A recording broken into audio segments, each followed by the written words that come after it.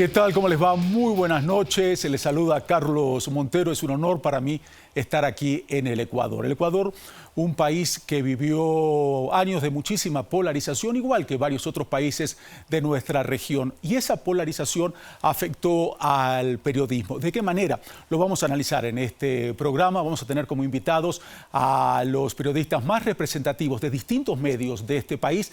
Y yo, como periodista extranjero, vivo en los Estados Unidos, tal vez puedo ver desde afuera las cosas de una manera más clara. El Ecuador, según la Comisión de Defensores de Periodistas, vivió años de muchas restricciones a los periodistas y la situación está cambiando y esta situación podría dar pie a un ejemplo en cuanto a libertad de prensa para otros países. Lo que queremos nosotros es que ustedes saquen sus propias conclusiones. Vamos a comenzar con la primer invitada de este ciclo. Es una periodista muy valiente, es una periodista que se destaca por sus informes especiales. Quiero que vean, aunque la mayoría de ustedes la conocen, a Janet Inostroza Oviedo. Janet Inostroza inicia su carrera en Teleamazonas, mientras estudia comunicación en la Universidad Central de Quito. A los 21 años fue presentadora del Noticiero Colombia y Noticiero en Vivo de Bogotá. 8 años después, regresa a Teleamazonas para dirigir y conducir los programas investigativos 30 Minutos y 30 Minutos Plus. En el 2010, asume la conducción de La Mañana de 24 horas. Sale del aire al recibir amenazas por una serie de reportajes sobre el caso Dusac. Reaparece en el 2015 en el espacio Los Desayunos de 24 horas. Recibió la distinción Premio Internacional de la Libertad de Prensa que otorga el Comité para la Protección de Periodistas. Le damos la bienvenida a Janet Inostroza. Janet, adelante, por favor, un gusto. Hola, Carlos. Qué Encantado gusto de conocerte en persona. Muchas gracias. Por favor, Janet. Janet decía en la presentación que eres una mujer valiente. Muchas gracias por eso. Y lo sabe que lo eres. Una mujer, leí que dice que no le tiene miedo absolutamente a nada y que se atreve a todo. ¿Así te defines? Bueno, yo me defino como una mujer y como una periodista que está muy consciente de lo que significa este trabajo, que piensa que esto es mucho más que un trabajo, esto es casi que una filosofía de vida y va mucho de la mano de lo que tú eres como persona y de lo que tú piensas frente a lo que debes hacer de acuerdo a tus principios. Entonces, desde ese punto de vista me atrevo a todo siempre y cuando esté de la mano de la verdad. De la mano de la verdad, y justamente me llamó la atención leyendo tu perfil de Twitter que los periodistas tienen que decir la verdad, es lo que dices ahí en tu presentación, que es muy breve, si no se convierten en voceros del gobierno de turno o propagandistas. Así es, y puse eso porque en estos 10 años de labores, yo me siento muy preocupada por toda una generación, 10 años de una generación de estudiantes de periodismo, con los que he tenido el gusto de tener muchísimos encuentros y conversaciones, y tienen un criterio que fue impuesto por el gobierno anterior, el gobierno de Rafael Correa, y es que tú tienes que promover las cosas buenas que hace un gobierno y que también puedes informar sobre las malas, pero que tienes que promover las cosas buenas. Y lo que yo digo es que eso es hacer propaganda. Y los periodistas no estamos para hacer propaganda. Todas las cosas, absolutamente todas, tienen un lado bueno y tienen un lado malo. Es decir, no hay nada blanco y negro. Siempre hay algo de lado y lado, y esa es la labor de los periodistas, destapar eso, ¿no? Hablaba al comienzo de lo que vivió Ecuador, lo que vive Ecuador.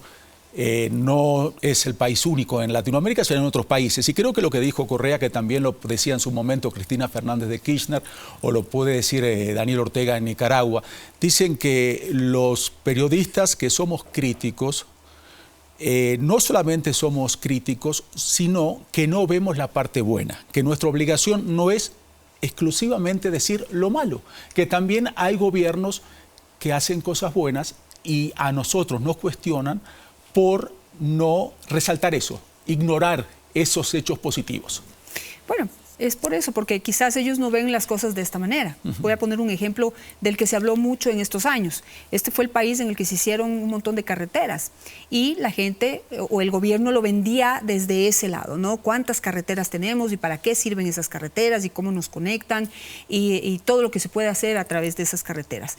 Pero para que un periodista hable de lo buena que puede ser una carretera, tiene que primero ir a ver cómo se adjudicó ese contrato, cuánto costó, si los materiales que se utilizaron fueron buenos, cuánta responsabilidad y cuánta fiscalización hubo detrás de ese contrato. Si todo estuvo perfecto, esa es la obligación del periodista, el comunicar absolutamente todo. Lamentablemente, los gobiernos no son así de transparentes y cuando uno empieza a alzar la alfombra o el asfalto, entonces uno se da cuenta que hay muchas cosas en la mitad que tienen que ser informadas. Me mencionabas tu preocupación por estos jóvenes que estudiaron periodismo durante estos años. Nosotros en este programa le vamos a dar participación a estos jóvenes. Excelente. Tenemos justamente uno de ellos, te quiere hacer una pregunta. Escuchémoslo.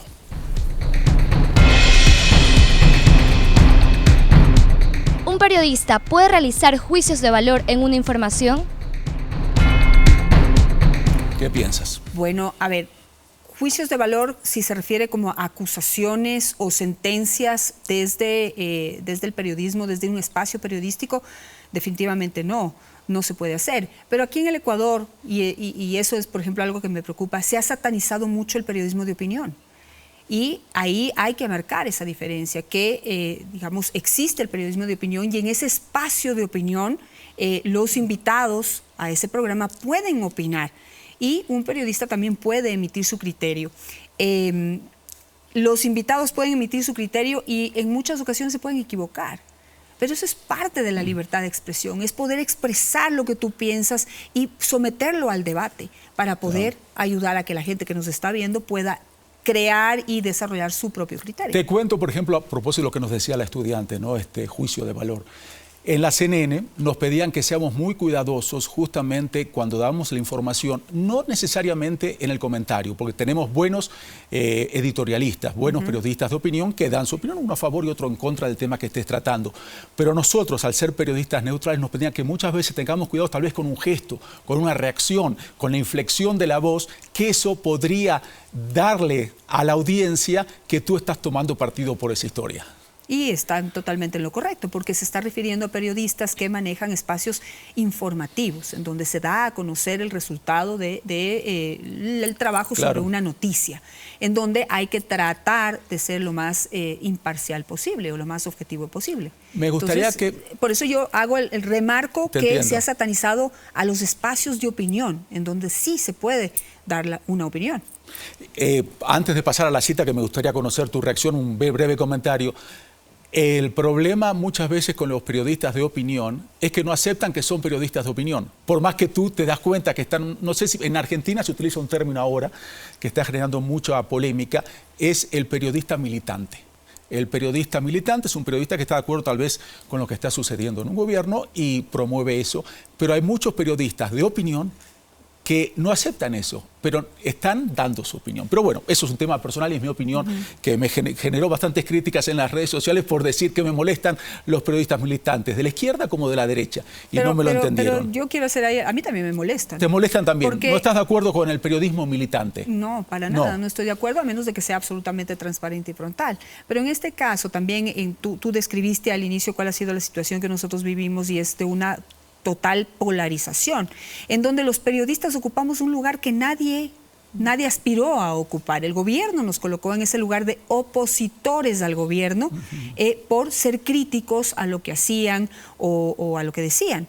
Y allí está el problema, que si nosotros o si yo emití una opinión, fue contra la corrupción, contra lo que consideraba y sobre lo cual se estudiaba y se recogía base informativa para poder asumir una posición, pero contra la corrupción, pero no contra el gobierno, contra el partido político o a favor de ningún partido político. Mira esta cita y me gustaría, tiene relación con lo que estamos mencionando. La cita dice lo siguiente, creo que la tenemos en pantalla, eso se las leo. Los periodistas necesitan información que solo pueden suministrar los políticos.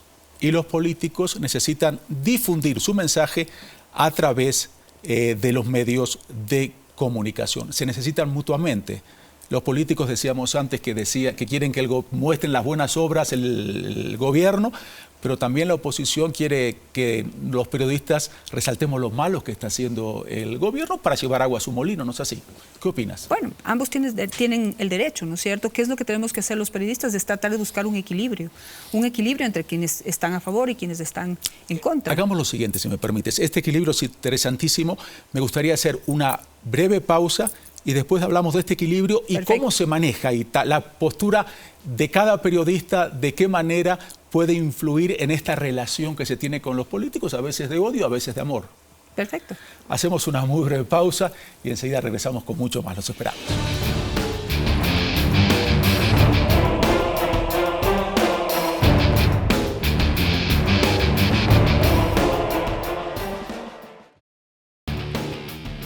Continuamos en Derechos Reservados, estamos hablando con Janety Nostroza.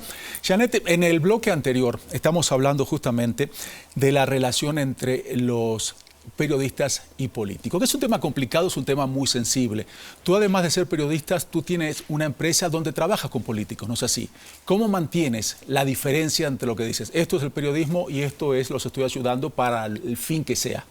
Bueno, no, yo no tengo una empresa que trabaja con políticos, definitivamente. A ver, la primera parte, yo creo que es una relación absolutamente necesaria. Los políticos generan información que los periodistas tenemos que comunicar a la opinión pública. Dentro del concepto políticos está el Estado también, está el gobierno de turno, están los asambleístas, y todos ellos son denominados como políticos y generan información que los periodistas tenemos que procesar y tenemos que comunicar a la opinión pública. Finalmente, en manos de estos políticos se decide el presente y el futuro de un país. Ahora, yo en estos últimos 10 años, que fue tan difícil trabajar, que fue muy difícil hacer programas, por ejemplo, de investigación o de opinión, pues tuve que también mirar hacia otras partes. Yo tengo una empresa de comunicación en donde hago asesorías de comunicación, pero trabajo básicamente con la empresa privada. Yo no trabajo con políticos. No trabajo con políticos. Digamos que eventualmente se puede dar lo más cercano a políticos que yo hago es algo que se llama media training, en donde tú no les dices qué decir, en este caso a los políticos, sino cómo presentarse, es decir, cómo manejar su lenguaje corporal, cómo vocalizar, cómo está su presentación del cómo se presenta en una pantalla o ante un público. Janet, ¿no? en ese punto, al tener una relación, digamos que sos un coaching que le enseña cómo esta persona se tiene que desarrollar frente a una cámara.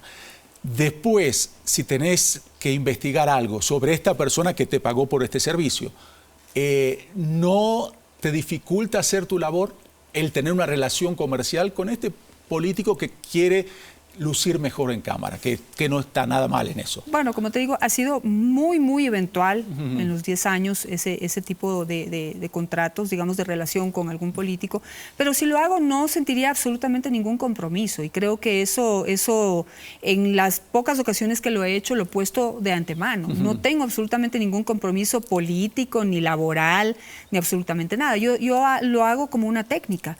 Es decir, hay una técnica para poder presentarse en público y pues aprender un poco de esa técnica, pues no me comprometen absolutamente nada. Mañana, pues si se ve involucrado en algo, pues de malas. Me gustaría ahora hablar sobre las fuentes de información y también hablar sobre la Ley Orgánica de Comunicación. Una Ley Orgánica de Comunicación, justamente que la Asamblea Nacional está debatiendo en estos momentos sus modificaciones. Y tenemos una cita que quiero compartir con ustedes, que es el artículo 40. Ahí lo vemos en pantalla, es el artículo 40 de la Ley Orgánica de Comunicación. Es derecho a la reserva de la fuente. Ninguna persona que difunde información de interés general podrá ser obligada a revelar la fuente de la información. ¿Cuál es tu reacción a esto? En Estados Unidos, por ejemplo, periodistas terminaron yendo a prisión por no revelar en una corte sus fuentes. Por un caso que la justicia no tienen que revelarlos y ellos prefieren no, yo prefiero ir a la cárcel antes de revelar mis fuentes. Bueno, eso es un derecho que está consagrado en la Constitución de nuestro país, está también en la Ley de Comunicación y está ligado también a todos los convenios internacionales de libertad de expresión y de comunicación.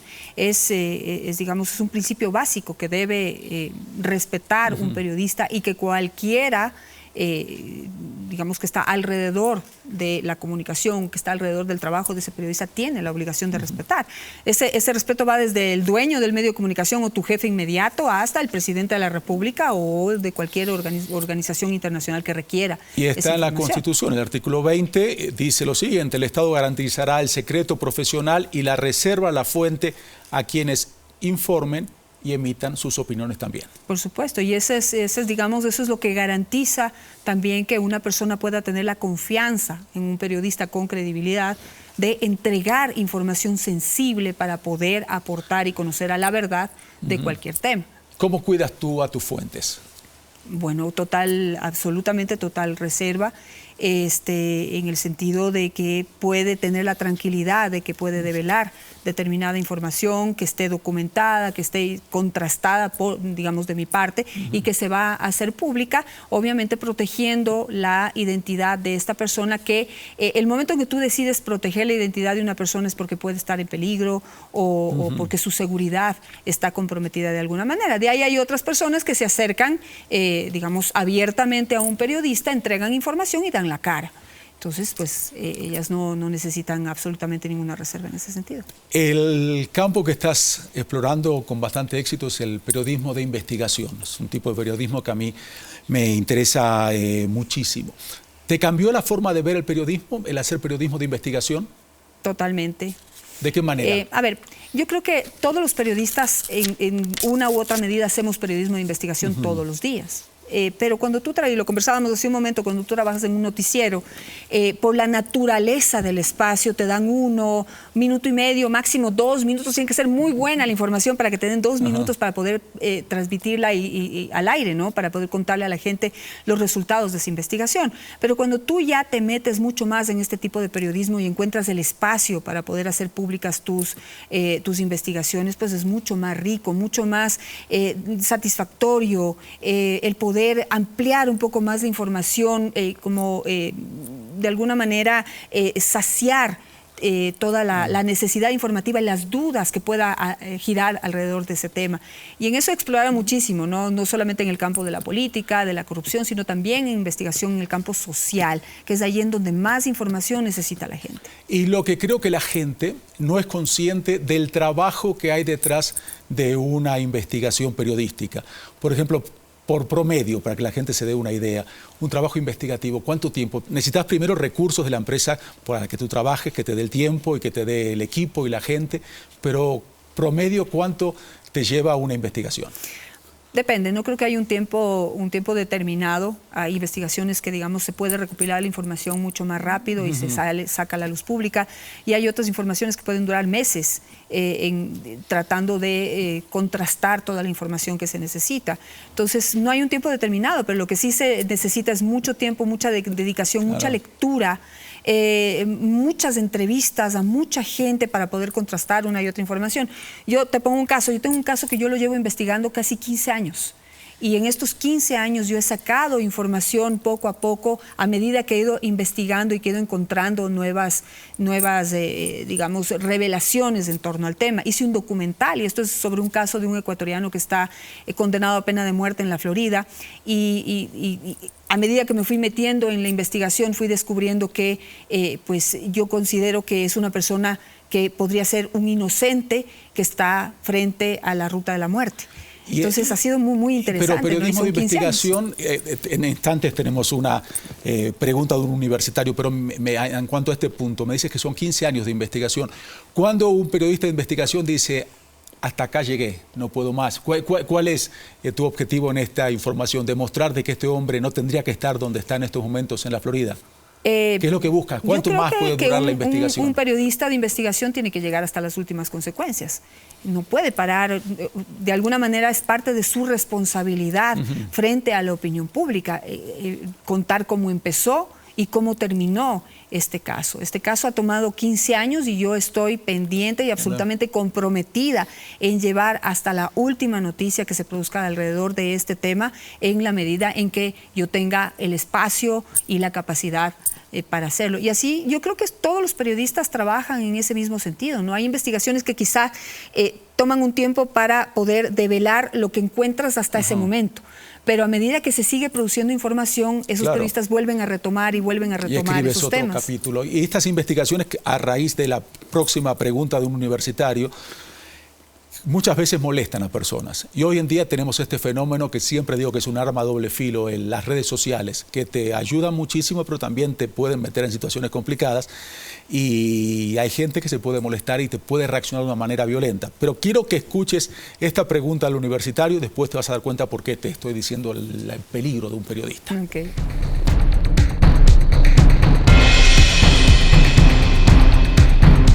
Cuando usted está en peligro, ¿en qué piensa primero? ¿En su integridad física o en su labor periodística que contribuye a los esclarecimientos de la verdad? Bueno, a ver, esa es una pregunta complicada, sobre todo para quienes tenemos familia. Tú tienes 3 chicos. Tengo 3 hijos. Tienes 3 hijos, sí. Y el problema es ese. Yo creo que los periodistas siempre pensamos primero en nuestra responsabilidad de informar, de no quedarnos con esa información adentro, porque implica una responsabilidad del poder que se conozca esa verdad y las consecuencias que puede traer para la vida personal de una persona. Entonces, en estos 10 años fue súper duro, muy duro, el poder tener que cumplir con esa responsabilidad de hacer nuestro trabajo, el tomar esa decisión, porque las consecuencias vinieron, fueron constantes, fueron fuertes, fueron en algún momento insoportables. Y creo que yo tengo madera súper fuerte de periodista, estoy absolutamente consciente de lo que es este trabajo, lo amo, pero en algún momento sí me puse a pensar si mi familia era justo para ellos vivir algo para lo que no estaban preparados. Claro, sí. porque no eres tú en ese caso, es el núcleo. ¿Y cómo haces? ¿Lo conversas con tu familia? Les dices, mira, recibí tal amenaza, me encuentro en esta situación, ¿qué me aconsejas o tú tomas la decisión final? No, en todos estos años fue muy difícil el llevar adelante y el hacer que mi familia comprenda la altísima responsabilidad de ejercer ese trabajo, el inmenso amor con el que lo hago, el compromiso que tengo, y algo que a mí me ayudó muchísimo es la respuesta de la gente.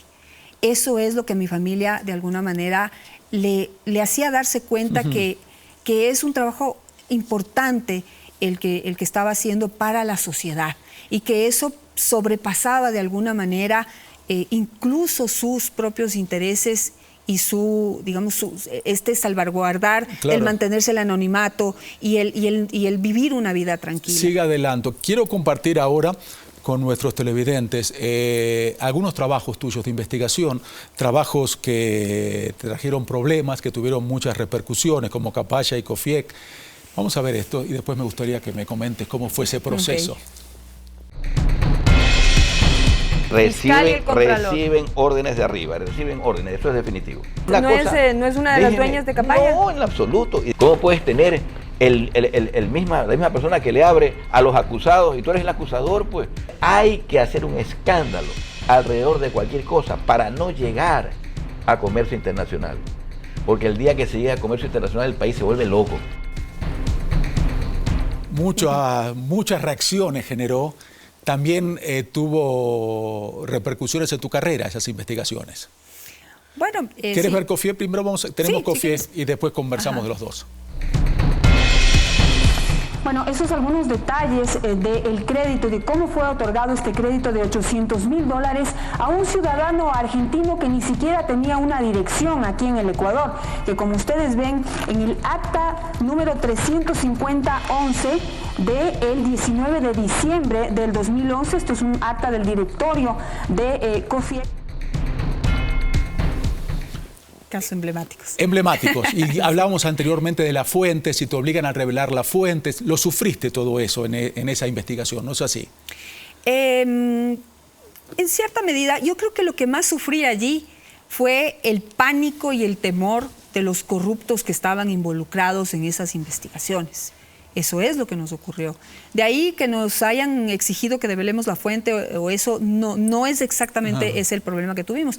Digamos que lo que vivimos fue en carne propia el poder de la corrupción, el poder que fue creciendo enormemente de la corrupción en los 10 años del gobierno de Rafael Correa, y cómo a medida que ibas raspando y topando esos intereses de estas personas involucradas en corrupción, generaban reacciones. Entonces, fíjate, todo, digamos, la investigación de COFIEC fue antes de la ley de comunicación. Entonces, antes de la ley de comunicación, ellos sembraban y tenían la estrategia de sembrar el terror. Entonces, te amenazaban, te mandaban emisarios. A mí me visitaron algunos emisarios diciéndome que no te metas, te queremos mucho y te queremos advertir que no debes meterte con esta gente. Detrás está el primo del presidente, Pedro Delgado, muy cercano al presidente de la República. Tal vez esto no va a terminar bien. Me decían, te van a investigar cosas y te las van a sacar, porque la estrategia de ellos era acabar con su enemigo, develando un poco el rabo de paja que podían tener. Y yo siempre dije que me investiguen todo lo que quieran, y lo hicieron a mí y a mi familia. Nunca encontraron absolutamente nada en 10 años que implique un rabo de paja o algún compromiso, y eso me dio la tranquilidad de salir adelante. Hablabas del tema de la corrupción en el Ecuador, pero no es un problema único de Ecuador. En la pasada Cumbre de las Américas, que me tocó cubrirlas, el tema que se tocó fue la corrupción que golpea a toda nuestra región. Desde el norte hasta el sur se reunieron los presidentes buscando estrategias legales para combatirla, pero es un tema muy complicado, no es así. No solamente en Ecuador, me refiero a nivel regional, cómo manejar la corrupción. Y muchas veces esta corrupción tal vez se puede estar dentro de los medios. Muchos consideran que los medios, que nosotros, que distintas empresas, también está el tema de corrupción que puede contaminar la labor de nosotros los periodistas. A mí no me ha pasado. ¿No te pasó?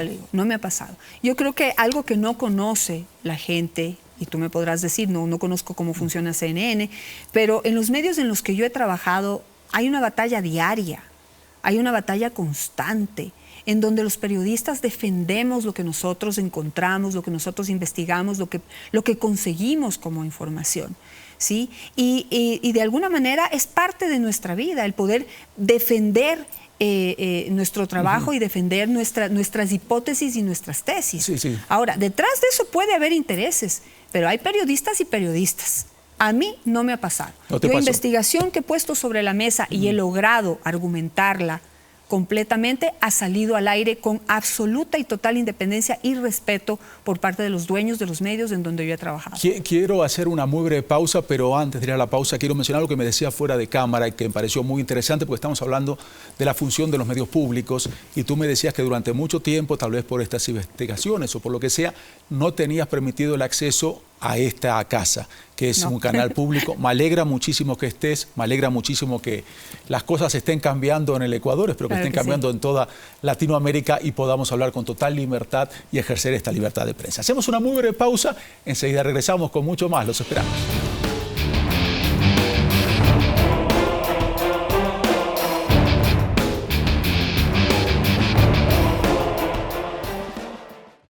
En Derechos Reservados, este segmento vamos a hablar del rol de la mujer en el periodismo. Quiero comenzar haciéndole una pregunta a María Gabriela Castro, que es periodista de televisión y radio, y luego me gustaría conocer también tu respuesta, Janet. María Gabriela, ¿se está empoderando a la mujer en el periodismo?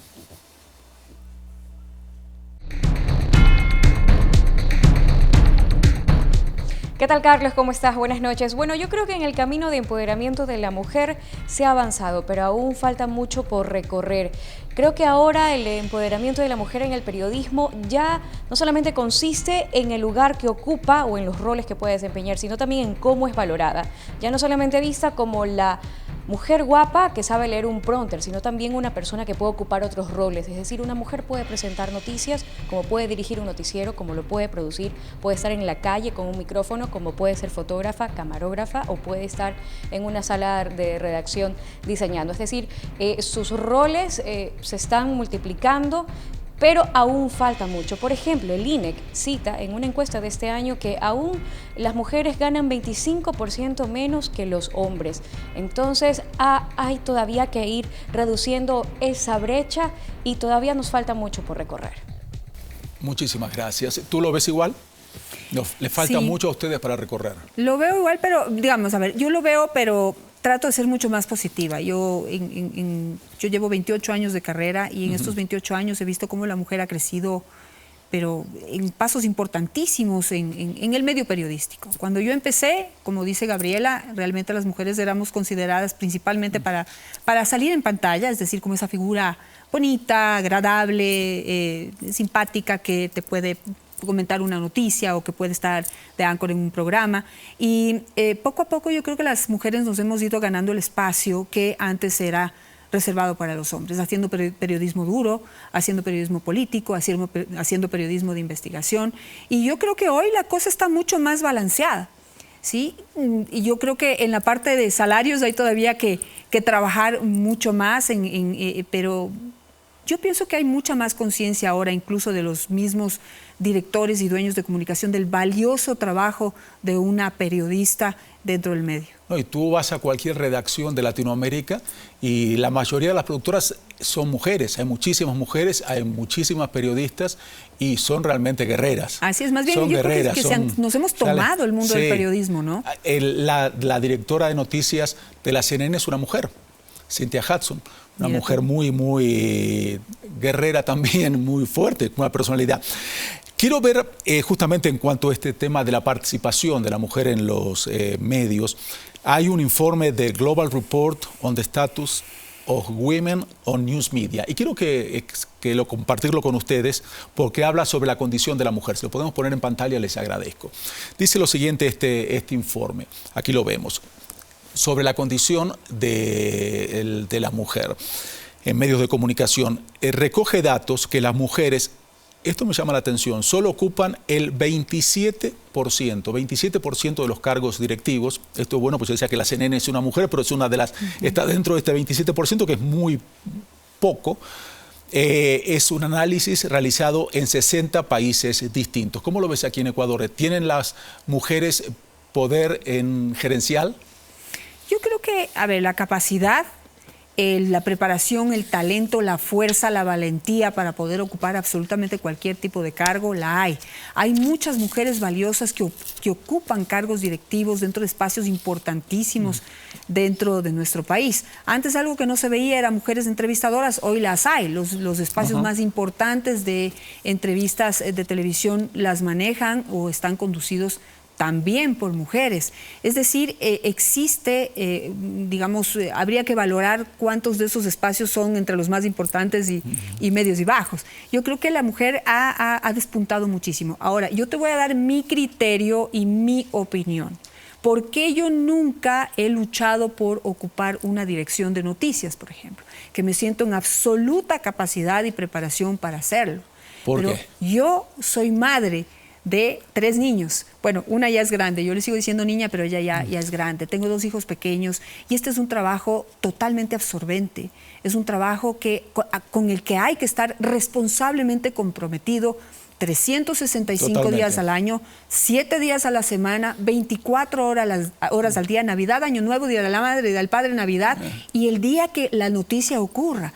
Entonces, en mi caso, el también tratando de darles una calidad de vida a mis hijos, he preferido irme por el trabajo independiente que me permite manejar mejor mis horarios y renunciar de alguna manera, por lo menos por ahora, mientras mis hijos son pequeños, Totalmente. a manejar un espacio de tanta tiempo y responsabilidad. Aquí lo tienen. Puede ocurrirles a las otras mujeres lo mismo, o sea, no es que no pueden, sino que tal vez no quieren. No quieren o tienen otra forma de llevar su vida. Pero en cuanto a la mujer, es muy importante, creo que tienen ustedes una intuición superior a la de nosotros los hombres. En el periodismo, ¿de qué manera te sirve esa intuición que tú tienes? Yo creo las mujeres que en sí, pero ese en tu caso sentido específico. que dice que tenemos las mujeres, yo creo que nos sirve muchísimo el olfato periodístico que se dice que uno tiene que tener, es mucho más fino, pero sobre todo para llevar adelante la información con justicia. Yo creo que el sentido de justicia que tiene la mujer es poderoso cuando está dentro del periodismo. Como mujer, tú tienes una sensibilidad mucho más profunda frente a la condición humana de esta persona que está, digamos, frente al foco de la noticia. Y todo eso yo creo que es importante que se pueda aportar con ese tipo de valores, ¿no? Antes de pasar a otra pregunta de un universitario, un tema que lo converso con mis amigos, pero me gustaría conocer tu opinión. ¿Prefieres tener como jefe a una mujer o a un hombre? Para mí es igual. No he tenido jefes mujeres. En Colombia trabajé allá y tuve una jefe mujer extraordinariamente talentosa, fuerte y buenísima, de la que aprendí muchísimo. Pero también he tenido jefes hombres de los que he aprendido cualquier cantidad y que han sido muy respetuosos con mi trabajo y con mi proceso de aprendizaje también, ¿no? Quedas bien con los dos, entonces. No, pero lo que siento, hombres y mujeres. Yo creo que un periodista en eso también no puede ser discriminar. No. Hay que aprender a trabajar con ambos y de alguna manera estar en este sitio te obliga a dar ejemplo y ejemplo en todo. Ahora, si me preguntas con quiénes prefiero trabajar yo desde mi lugar, yo prefiero trabajar con mujeres. ¿Ah, sí? ¿Como colegas? Prefiero, sí, en mi productora la mayoría son mujeres y me va extraordinariamente bien, a pesar de que dicen que trabajar en grupo de mujeres es conflictivo. En tu caso no. No me pasa, he trabajado con muchas mujeres y ha sido absolutamente enriquecedor. Qué bueno. Ahora vamos a una pregunta de un estudiante. Dejamos el tema de las mujeres, un tema que tú lo viviste, que tiene que ver nuevamente con amenazas. Hablabas antes del caso de tu familia, pero mira de qué manera te plantea la pregunta este universitario.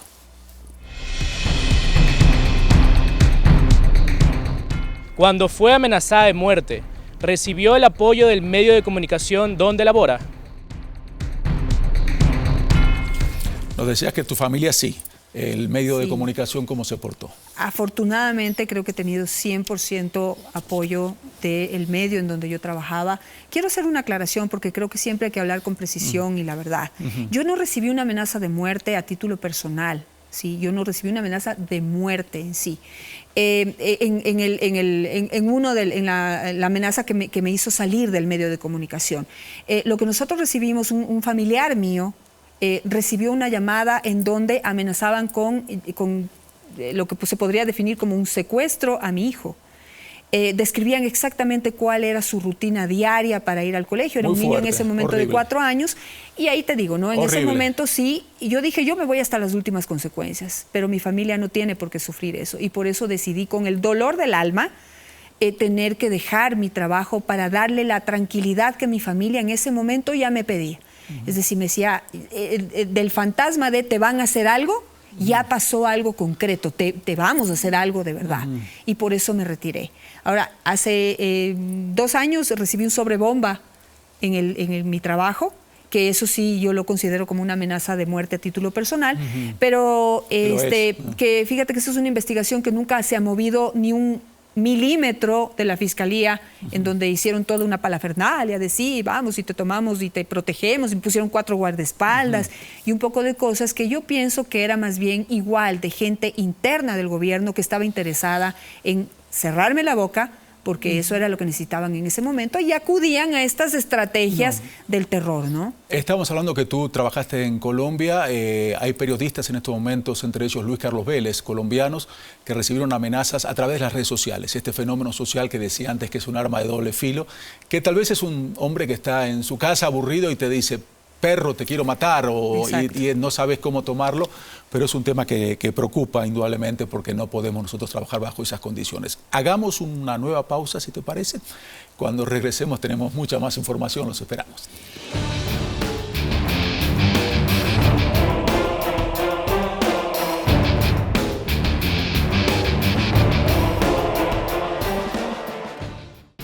En este segmento de Derechos Reservados vamos a hablar de un tema que realmente me apasiona, las redes sociales y cómo nosotros los periodistas, porque es un medio relativamente nuevo, nos vamos adaptando a esto. Janet, ¿cómo es tu caso? ¿Cómo es tu relación con las redes sociales? Bueno, amo las redes sociales. ¿Sí? y he ido controlando mi adicción. También por respeto, adictivo, sí. Sí, por respeto a mi familia, que es a la que más ha molestado también el hecho de que uno esté todo el día en el celular, contesta, mira, revisa, lee. Y ¿cuál es tu favorita? Twitter. Twitter, igual que yo, Twitter, totalmente. Me encanta el Twitter. Sí. Porque es el tema información. Quiero que pasara la pregunta de un estudiante.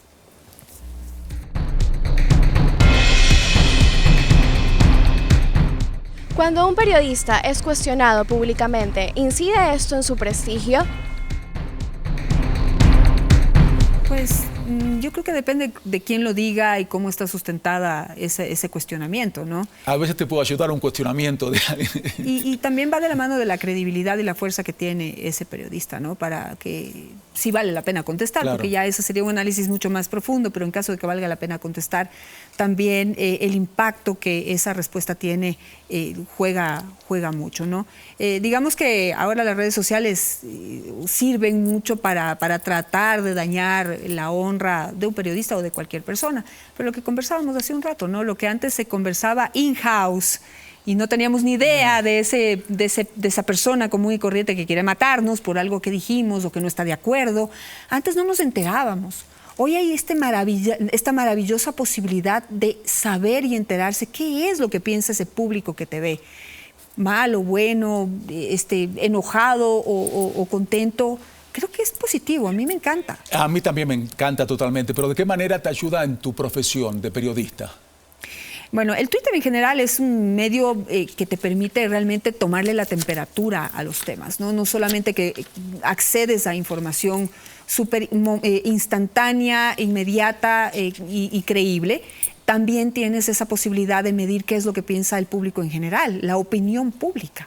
Puedes leerlo, claro, puedes medirlo, puedes sentirlo, puedes intercambiar directamente opiniones con esas personas, preguntarle ¿por qué? ¿Por qué piensa usted esto? O darle también tu opinión sobre lo que realmente tú piensas de un tema, ¿no? Totalmente de acuerdo. Maravilloso, enriquecedor. A mí me ayuda muchísimo porque, por ejemplo, desde Atlanta, Estados Unidos, te comunicas con gente desde Ecuador, Buenos Aires, de una manera inmediata que te dicen lo que piensan de tu trabajo. Pero vamos a otra pregunta de otro universitario.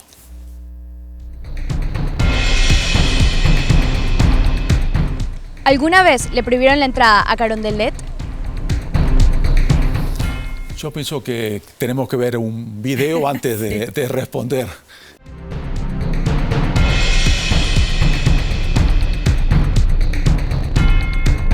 Presidente Correa, una pregunta. Presidente Correa, ¿usted sabía que desde el 96 hasta acá ha habido 17 secuestrados ecuatorianos en Colombia? Una preguntita, señor. Gracias. Presidente, tenemos ese dato. Desde el 96 no dar declaraciones.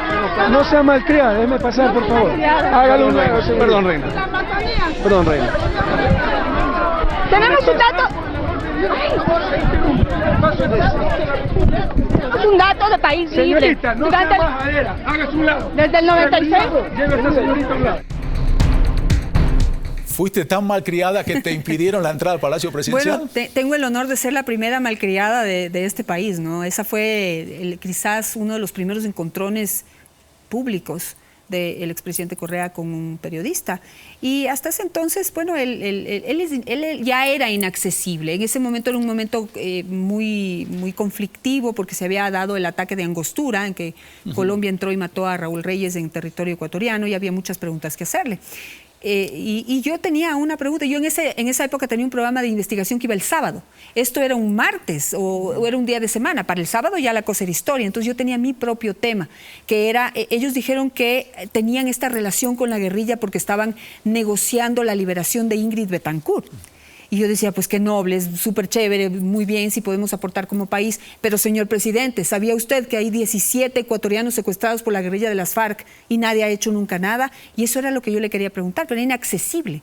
¿Cuántos periodistas no hemos obtenido información importantísima en los corredores de las asambleas, de los congresos, de las presidencias de la República, de los ministerios, o en la calle, o en los corrales que te ponen cuando llega un presidente de fuera del país? Desde ahí afuera tú preguntas y consigues cosas importantísimas. Ese era el objetivo, pero obviamente el señor pues lo tomaba absolutamente todo a mal y fue la primera malcriada que... Además no se escucha ahí que él dice, seguridad, sáquenla de aquí. Se lo veía muy molesto. Y seguridad procedió a sacarme de ahí. Sí, y eso me hizo sentirme muy ofendida, y obviamente no es cualquier persona, es el presidente de la República. Por supuesto, pero de la misma manera que tenés un enfrentamiento con la persona que tiene más poder político en tu país, que es el presidente, también tenés muchos reconocimientos. Qué importante es para un periodista el recibir un premio importante. Creo que tenemos imágenes y quiero mostrarlo porque en el 2013 fuiste ganadora del Premio Internacional de Prensa que otorga cada año el Comité para la Protección de los Periodistas. Este galardón es una recompensa para estas... Pues no te haces mala sangre discutiendo que te quite la seguridad cuando querés entrevistar a un presidente. Sí. ¿Qué significado tienen estos premios? Bueno, yo creo que siempre es satisfactorio, sobre todo el hecho de que en una lucha tan fuerte que tuvimos contra un gobierno tan poderoso, tan implacable, que usó la confrontación como su herramienta principal para mantenerse vivo, fue muy gratificante saber que en otras partes del mundo sí nos veían y sí nos estaban escuchando, y que escuchaban esa voz que cada día pues quería ser más alta y que tal vez pensábamos que no tenía eco, y sí lo tenía, de que vale la pena luchar por la libertad de expresión, vale la pena luchar por este trabajo, vale la pena luchar por lo que uno cree. Y eso es lo que para mí significó, por ejemplo, ese premio que realmente pues, fue una sorpresa muy agradable de haber sido reconocida por tan importante organismo internacional. Janet, nosotros los periodistas necesitamos para defender la libertad de expresión una ley orgánica de comunicación. En estos momentos se está debatiendo en la Asamblea Nacional si hay una reforma. ¿Cuál es tu postura ante esta situación? Mi postura principal es que existen todas las normas y leyes, acuerdos internacionales que ponen las reglas de juego sobre la mesa, sobre cómo debemos regirnos y actuar los periodistas y todas las personas involucradas en libertad de expresión y libertad de prensa y comunicación. En este momento en el Ecuador, esa sería lo ideal, solamente regirnos a lo que hay internacionalmente acordado para poder proteger ese derecho. En este momento, a Correa se le ocurrió llevar esto a una consulta popular y el pueblo pues decidió que debe haber una ley en el Ecuador. Yo pienso que esa ley, pues siguiendo el mandato popular, tiene que haberla, pero debería promover la comunicación, defender ese derecho. Por ejemplo, en las reformas se habla de la reforma del artículo 13, que habla sobre la prohibición de censura previa. ¿Qué opinas de esto, la censura previa? Bueno, en un principio, si tú lees la ley de comunicación que está aprobada hasta el momento, que la han ejecutado, se supone que prohíbe la censura previa, pero en la práctica vivimos una censura total por parte del gobierno de turno. Y, lo más grave, vivimos una indignante autocensura dentro de los medios de comunicación, autocensura provocada por el terror, por el pánico, no, digamos, totalmente fundado, ¿sí?, sobre lo que te podían hacer en caso de que tú pues ejerzas tu derecho frontal y total de poner en práctica la libertad de expresión y de prensa. ¿Qué es lo que espera la ciudadanía de nosotros los periodistas? Piensa yo, bueno, digamos es lo que yo trato de siempre darle al público que me apoya, es pues un trabajo transparente, el hecho de que podamos de alguna manera tener una vida en la que podamos dar ejemplo y sobre todo que trabajemos por el interés de la mayoría y tratemos de mostrar qué piensa esa mayoría de lo que ocurre en nuestro país. Tratar de darles el espacio necesario para que todos puedan aportar. Claro. Si tuviera la oportunidad de hablar con el presidente Lenín Moreno, pero no como periodista, sino como ciudadana, ¿qué consejo le darías? Bueno, afortunadamente ahora ya se puede hablar con el presidente del Ecuador. Durante 10 años fuimos prohibidas. La periodista que estaba en pantalla me preguntaba que hace cuánto no puedo entrar, si me prohibieron entrar al Palacio de Gobierno. Bueno, después de ese incidente que tuve con el presidente Correa, durante 9 años no pude pisar el Palacio de Gobierno cuando tengo absolutamente tenía el derecho, no solamente como periodista, sino como ecuatoriana, de entrar al Palacio de Gobierno y preguntarle a las autoridades lo que tenía que preguntar en determinado momento. Entonces, ahora ya se puede conversar con las autoridades, se puede ¿Pero qué le dirías? ¿Algún consejo? ¿Le darías un consejo o...? Bueno, que cumpla con su palabra, simplemente. Que es, él lo dijo muchas veces, que los periodistas podemos ser su mejor arma de lucha contra la corrupción. Y realmente eso me gustó mucho escucharlo, porque eso implica un respeto a nuestro trabajo y una valoración distinta de lo que nosotros podemos hacer. No es personal, no atacamos Claro. por atacar ni porque tenemos un interés detrás de nada de lo que decimos. Quizá nuestro principal interés es proteger el erario público, proteger a las instituciones del Estado y ayudar a legitimar el trabajo de un presidente que tiene en sus manos una dura tarea. Brevemente, Janet, me quedó una duda. ¿Recibiste algún tipo de solidaridad por parte de tus colegas cuando tenías este problema con el Ejecutivo que no te permitían acceder a él?